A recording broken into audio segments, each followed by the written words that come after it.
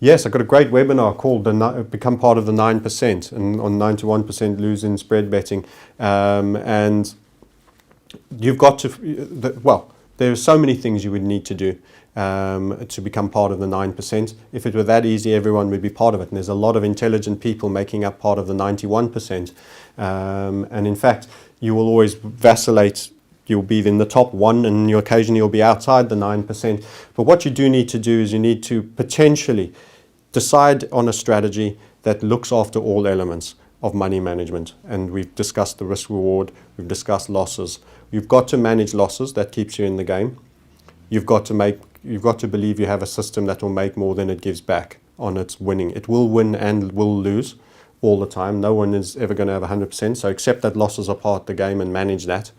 Become as systemic as possible in determining what your setup is. So the more it can be reduced to logic, the better, and the tighter. And then you need to stick to the system as systemically as possible as well, which most people are incapable of with emotions, particularly after, say, 3 losses. You'll be snakebite fearful, and after 3 wins, you'll be piling on twice the size. And that'll be the one that'll lose and give back all of those 3 wins and some. So that's where focusing on, if you had to develop a black box system, is not a bad process for defining your strategy and that which you find interesting. Observing charts, a lot of observation, a lot of drawing of charts, and a lot of use of patterns. Patterns are probably the most powerful technical analysis tool for me outside of the larger trend Dow theory. What are some trading mistakes to avoid? Most trading mistakes made by beginners, even intermediates and occasionally even advanced people when they lose their heads, is to do with trade sizing. So they take a loss too big. There's no damage done in taking your managed loss. That's part of the game and being wrong.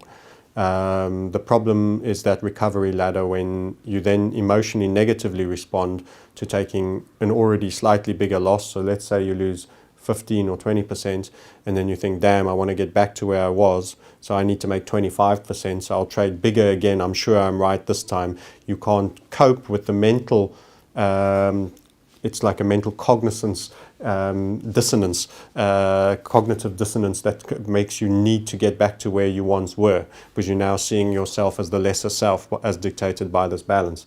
And that then pressurizes you into trading bigger again on what looks like a sure thing. But now you're punch drunk because you must find an opportunity quickly, and it's not a sure thing. It's the first thing you grabbed hold of that best represents a possible trade.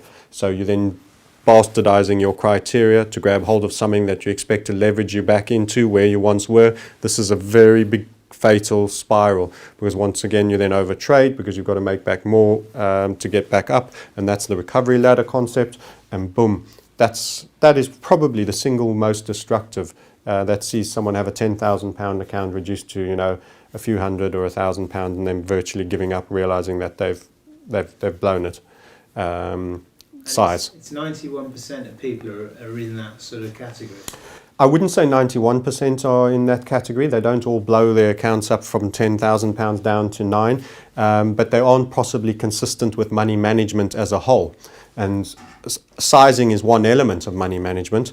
Don't forget, I said risk reward should be central to that as well. So they're taking trades that aren't worth the squeeze. The juice isn't worth the squeeze. And the probability of win rates, they haven't tested what likelihood they have of winning.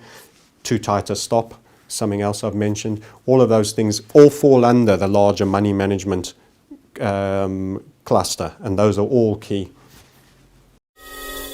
So do you agree with this statement? The only way to make money is slowly and steadily over time, not trading forex indices, commodities, etc., because they're a giant casino.